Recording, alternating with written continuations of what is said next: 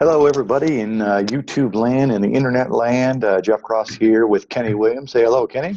Hey, everybody. There's Kenny Williams on with another edition of Changing the Face of Officiating.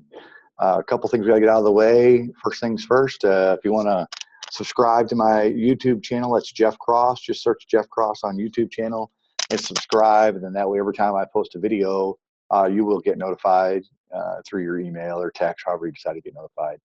And then also, my email address is jeffcross22@gmail.com. If you have any questions, just email us to me, or you can also put comments in the video below if you'd like to do that too. So follow me on Jeff Cross on YouTube and subscribe so I know you guys are getting it.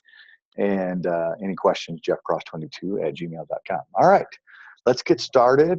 First of all, I'd like to introduce Kenny Williams. Kenny Williams is from Southern Illinois. We're going to call that Southern Illinois because it's south of I-80, so. Yeah, that's right. Anything south of 80 is really, really south. So he's down in the Champaign area. Kenny's been officiating for what, about basketball? How many years, Kenny? Officially, I think 16 years, but I took about a 12-year break, so I've only been back for about 4 years. Okay, and you've been in women's collegiate basketball for how many years? This is my third season. Awesome. Okay, Kenny and I first met down in Jacksonville at a junior college camp, and has been fortunate enough to get picked up in Division II conference this year. Is that correct? That is correct. Awesome. Do you do any other sports, Kenny? I also do football. Football. Do you do so like tackle football? Yes. Okay, because I know some people are out there doing flag football now. Yeah. But yeah, you're doing like the real stuff. Friday nights? Friday Night Lights, yep. Awesome. Very cool. All right. So so that's good. So what do you do professionally? I'm an investigator for the State Liquor Commission, so just do compliance investigations or inspections for anybody that has a state liquor license. All right, cool. All right. And I know, I don't know if you know, but you have a son that's in the service, correct? Yep, that's correct. He's in Fort Leonard Wood, Missouri right now, getting ready to graduate from advanced training, be at the end of October. And then he's going to be stationed at Fort Campbell in Kentucky. Awesome. And then I also have a stepdaughter that's going to mortuary school at Carl Sandburg. Very cool. Very cool. Yeah. And I've told you this personally, and I'll say it here. And so the 6 people that are following us can hear me. I think anybody who serves or has a relative to serve is a very noble thing to do, because a lot of people are afraid, and it's probably one of the most honorable things you can do to represent your country. So when you see him, not that he knows who Jeff Cross is, but you tell him thank you for his service. I sure will. Thank you. All right. Well, let's get started here. Today, the topic is testing, because just 2 weeks ago, I guess it's been now, our NCAA test has come out. In high school, you have a test that comes out every year, whether it be football, basketball, whatever sport you are. I'm not for sure how high school works. Is it 100 questions, Kenny, or still 50? It typically is a pool of a certain number of questions. Just depends on the sport. Okay. And then they select 25 out of that pool. Okay. So, yeah. So a pool of 50 or 100 or whatever it is, or 75, and then you only got to take 25 of those. Correct. In the NCAA world, women's NCAA world, it's straight up 50 questions. Everybody gets the same 50 questions, but they could be in different orders as far as A, B, C, or D, or whatever that is. And not necessarily all the answers are going to be A. The answer will be the same, but it may be sitting in a C or a D order. Couldn't think of the word I want to use. All right. So one of the questions I have, or a couple of questions, but first question I have is, what do you do to prepare for the test? As you know, it's comes out whatever, we'll just say October 1st, just because we're going to use those dates. Mm-hmm. October 1st, and it's due in 4 weeks. First step for you. First step, I guess it kind of relates to what Leanne said when she visited with you a while back, that I think it kind of begins well before the test even comes out, or before you even sit down with the test, that you've been in the book, you've been in the case book, you've been in the CCA manual. So you have that good foundation already. And then after that, I go to the central hub and see if there's any updates that have come out, see if there's any new rules or new mechanics or points of emphasis that might be coming out this year, because that's usually what the test is going to also emphasize, is those new points of emphasis or things that have come out. So when you say you prepare yourself in the rule book, do you open up the rule book, page 1, read it, page 2, read it, do you read it from start to finish, or how do you do that? No. I usually just select a particular chapter, and let's talk about the LDD, Mm-hmm. and I'll start, and everybody's favorite, the definitions, since Right. that's the foundation of every rule in it is the definition. So start there, and then it kind of from there, then you might move to chapter 9 that deals with LDB or violations, down there, or move to rule 10 for the fouls that might involve the LDB or the restricted area. So it's not a front to back, first word to last word type thing. It's more of a picking a focus of a violation or a foul or a situation, and then going through all the rules that might apply to that particular situation. Yeah, I've never. I can tell you this. I've never opened up the book and read it from beginning to end. Sit down. I'm going to read it. Open, from the front cover to the back cover. Right. Typically, when I study the rule book, so if whatever that question is, if I pick up the pivot foot, is it a traveling before or after I set it down? Whatever that rule is, okay? Right. So I tell myself, all right, I know what it is. This is my answer in my head. Now I go and try and find the answer. Typically what happens for me is, especially, so if I go through a whole test, 50 questions, and I answer everything that I think I know, and then I got to go back to the ones that I feel good about or whatever, I need to look them up. Mm-hmm. What happens is if I read whatever section, page 42, that has this rule, and it always takes me to before or after a rule a lot of times, and then I'm like, oh, I remember that question. That was question 2. That's going to help me with question 2. And then I go back and forth, and it kind of gives me, now I end up by the end of the year reading the whole rule book, because I usually end up having to go between the rule I'm trying to find, rule 4, we'll say, whatever that is, article 2, subsection B, I end up reading 3 or 4 sections before that, get to it, and then read after it. So I ended up reading the whole rule book that way. That's, because somebody asked me a number of years ago, how do you read the rule book? So I don't sit down and read the rule book, because it could be a pretty boring read. If you're not, you got to have some teeth to it. So that's kind of how I do it. So let's talk about, because we have also the case book. Right. Tell me, what do you think about the case book? Casebook. How do you use it to your advantage, I guess? The casebook to me is just taking those words and vague sentences and giving some life to them. So in other words, you've got as you said, the traveling. So you go to the casebook in that area that pertains to traveling, and it shows you real life examples of this isn't. So to me, it breathes life into those rules and kind of gives you a much better understanding of the rules. So that's even a good method, is if you go into the rule of the case book and look at the traveling section, for example. Once you read through that situation, now it kind of makes sense to you. It's got the rule citations down there. So then you can go back to the rule book. And to me, seeing that in real life and going back kind of helps solidify the words that I may have read 2-3 months ago. Now I really see, okay, that's what they're meaning when they say this word or that word. Yeah, I think the best thing for me about the case book is I feel like I can act it out. Mm-hmm. And we've all been in that study group, whatever, there's 4 or 5, 10, 15, 20 people in the group, right? And we're talking about a rule, and somebody gets up and starts to act it out, Right. So now, like you said, it puts life into those rules. Like, oh, okay. So, team A, picks up pivot foot. So we all pick up our pivot foot so we can see it. And it just, like you said, breathe life. I think that's a great analogy where you can just breathe it into it. A long time ago, when I first started, when I was still, probably new like yourself as far as the collegiate world goes, a very experienced official said, the case book is where it's at.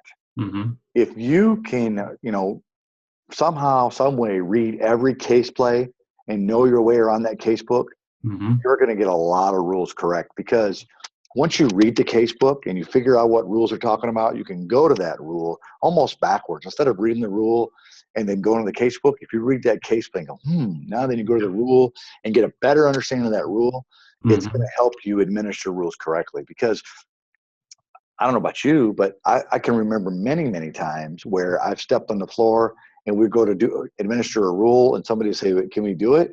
I say, yeah, there's a case play on it. Right. I'm like, oh, yes.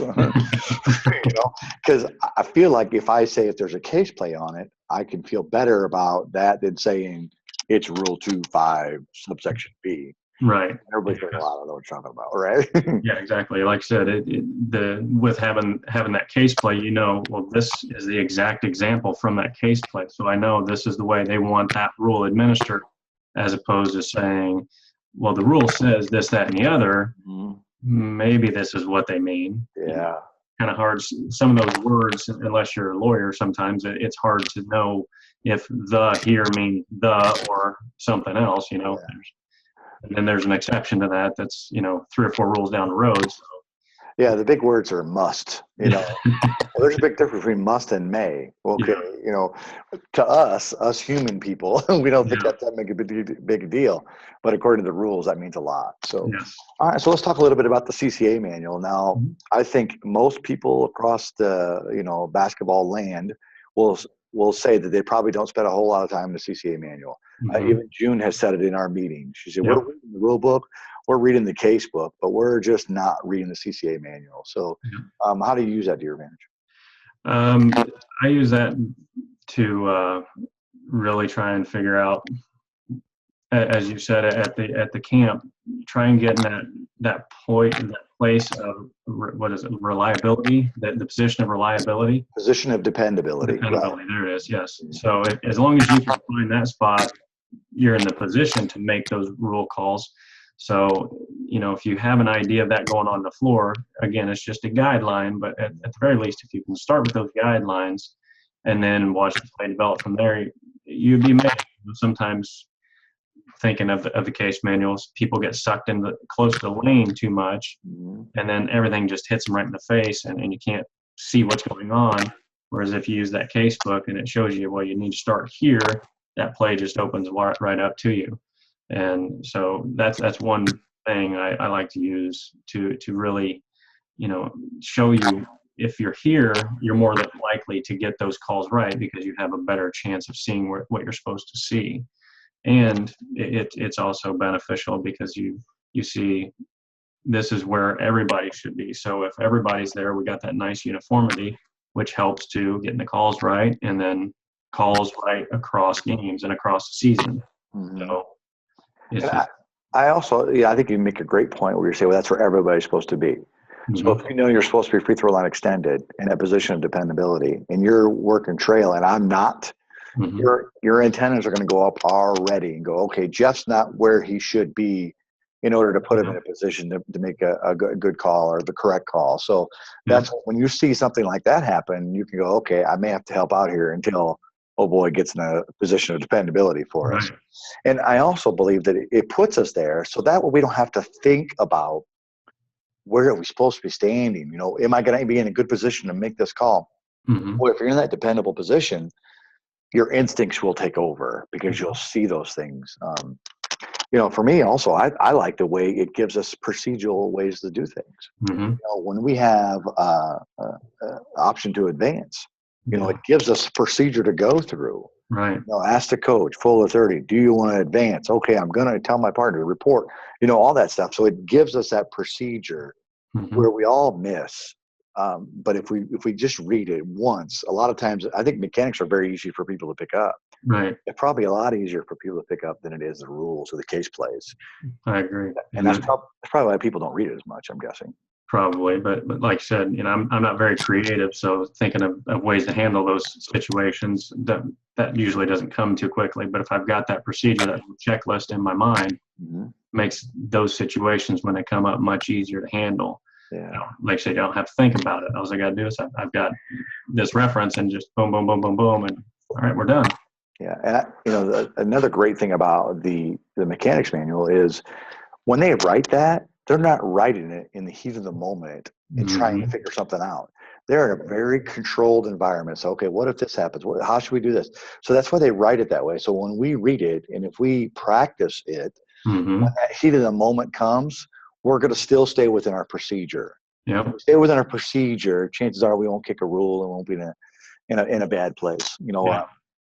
Funny story about mechanics. A number of years ago, when I first started, I was working with June Courteau, who was still refereeing and not the NCAA coordinator.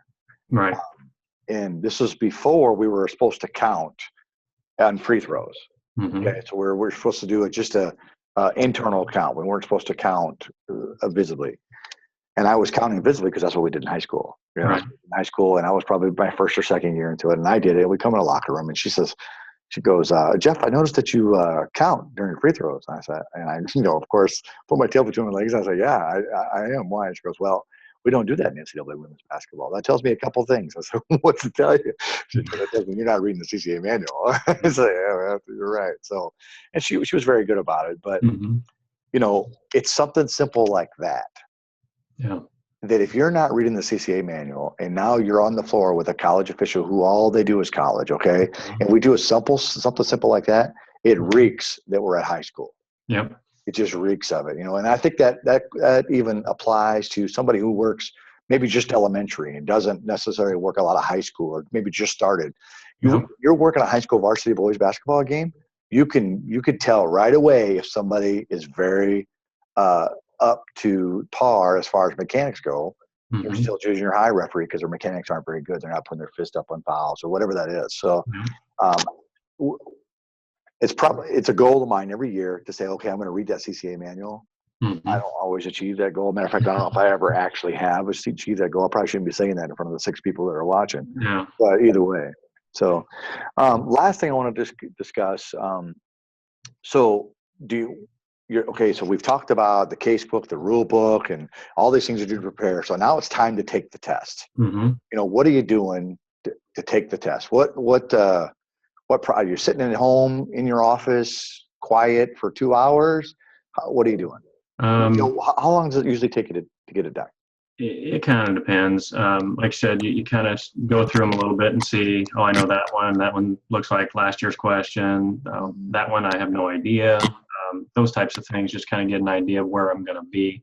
But then once I start the test, I usually try to take it question at a time and meticulously go through the question. As we said with the rules, sometimes one little word changes everything about that question. So you want to make sure you didn't misinterpret what you read. Then I'm looking first, usually with the case book, see if there's a matching case play or something close to it. And I'm looking at those rule references and going back there. So I would say a couple hours is a good benchmark that I try to get it in within that amount. Usually sitting here in my office, going through it, probably not too quiet. I can't handle quiet, so I usually have some loud music going in the background while I'm doing it. But yeah, that's how I like to be able to focus on it, not have 7 different things going on at the same time. But I did attempt to do it on the plane back from Dallas, and wasn't quite working for me. Yeah. It's a weird when we take tests, we got to put ourselves in a comfort zone, wherever that is. For me, it's in my chair. Mm-hmm. It's in my chair. I'm on my laptop. I got, my 3 books in front of me. I've got the arbiter opened up, and I could be watching a football game. Just having that action going on. And I usually I may do 4 or 5 questions, maybe 10 at the most. Then I close it, walk away, do whatever, and then kind of regroup because I've never known anybody to get more games because they got it done the first day. Yeah. I've never known anybody to get more games or get a bit bigger, better schedule or get hired in more leagues because they got it done the first day. Yep. You don't get any bigger scores because you get it done earlier. So take your time and make sure that you're, answering everything properly and thoroughly. So, and another thing we've started just as of last year, we have a study group. Tell us a bit about that.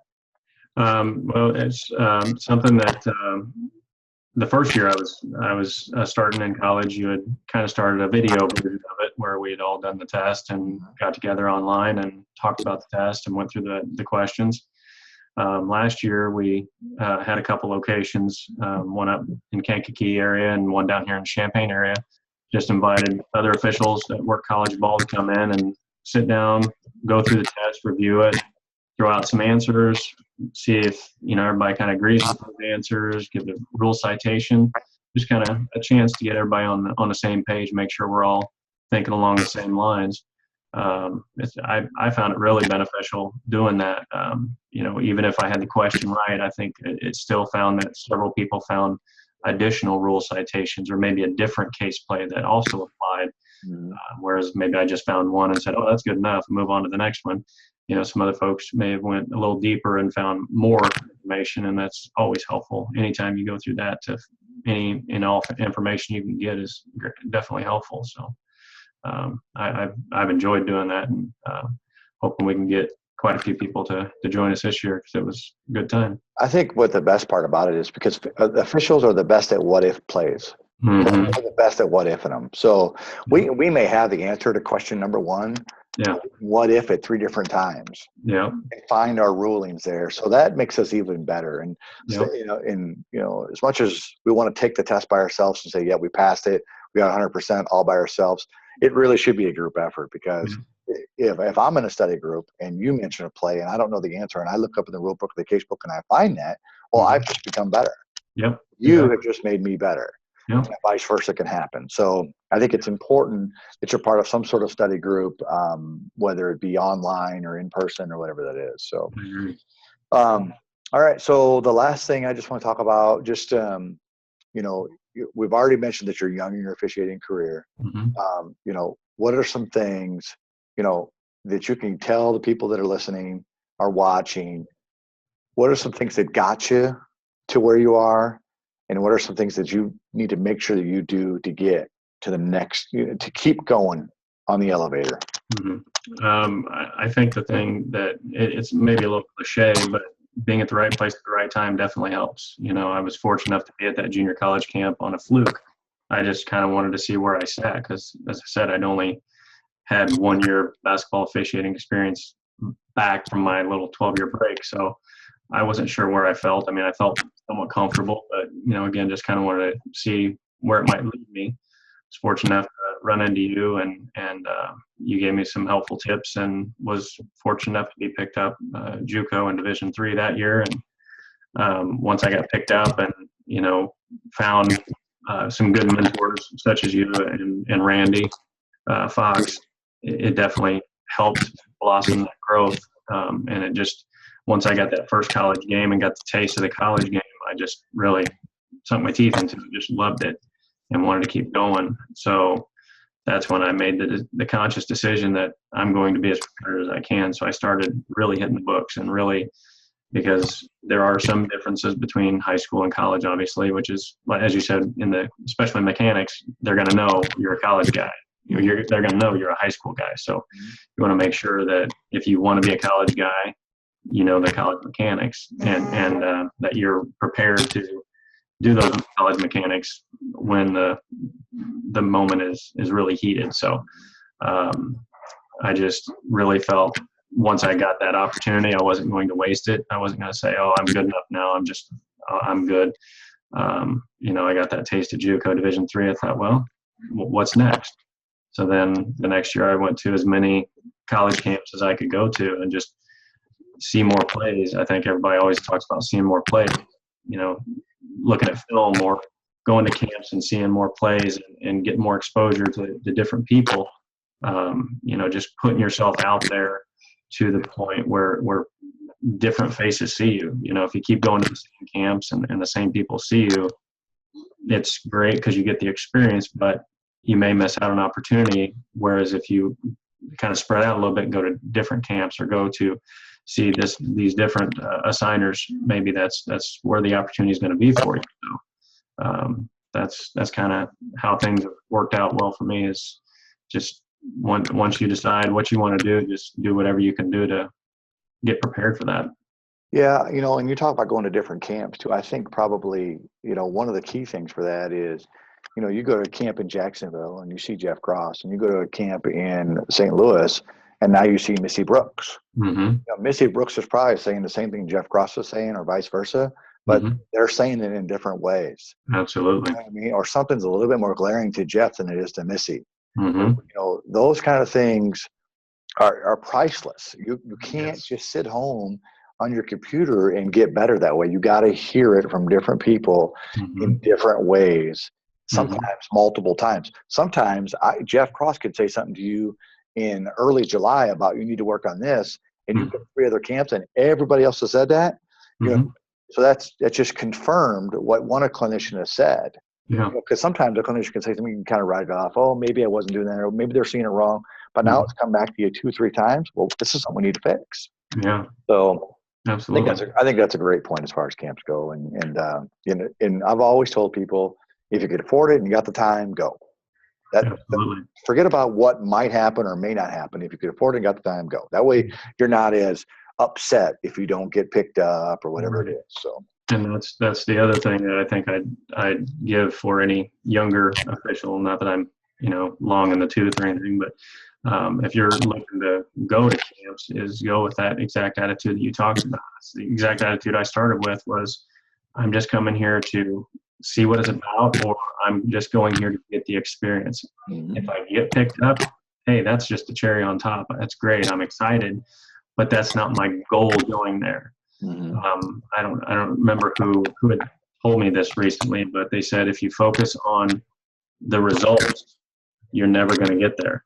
Whereas if you focus on the path or the method that you need to do to get there, you're always going to be successful. Yeah. So if you're focused on being a Final Four official and you keep telling yourself, I'm going to be a Final Four official, I'm going to be a Final Four official, but you don't work on any of the little things, you're never going to get there. Your focus is in the wrong spot. But if you focus on getting in the rule book, if you focus on better mechanics, if you focus on whatever you think you need to focus on at that particular time, the rest of that stuff will just fall into place. And a lot of people think, oh, that's just cliche, but once you start doing that, it's amazing just how those things, wow, that's all I did. I did this, and now I'm presented with this great opportunity. Wow. Well, now what else can I do? Well, let's just keep doing what we're doing and see what happens. Yeah, I'm a baseball, softball coach. We spend a lot of time hitting off the tee, Mm-hmm. and they're like, "Why are we hitting off the tee?" Well, because that's what makes us a better hitter. We Mm-hmm. can't just go walk up to the plate and say, "I'm going to hit a home run," Right. because Yeah. I got to be better at the small things to give myself a good swing. Same thing with mechanics and knowing the rules. So, all right, before we go, I want to say one thing about the rule book. This is something I've learned, and uh, so we talk about reading the rule book from the beginning to the end. Mm-hmm. Don't read the rule book just to finish it. Read the rule book to be a better official. Yeah. We don't want to say, okay, well, I've read it. Now what? We want to make sure we're trying to be better. Mm-hmm. If we're a better official because we're reading the rule book, that's what we want to do. We don't want to read it because just to finish it. And now I sat down, now I'm done. Now what's next? Right. We got to make sure we're bringing something out of it. So, Absolutely. okay, well, our time's just about up here. Kenny, I appreciate you taking just a few minutes out of your day. And I know we've been trying to meet up a couple times here and there, so we finally got it done. Again, follow Jeff Cross on YouTube. Make sure you subscribe so that way when I post something, you'll have that. If you have any questions, you can email me at jeffcross22@gmail.com. And if you have any questions for Kenny, you can email him at Kenneth, KENNETH.R.Williams74@gmail.com. Tried to make it as long as I could. What are you doing, man? And your password probably like it. No, you don't want to see my router password. You want to think about it. So, all right. Thanks a lot, Kenny. I appreciate it. And everybody, make sure you email us and follow us. Yeah, I'll talk thanks, to you guys. later. See ya.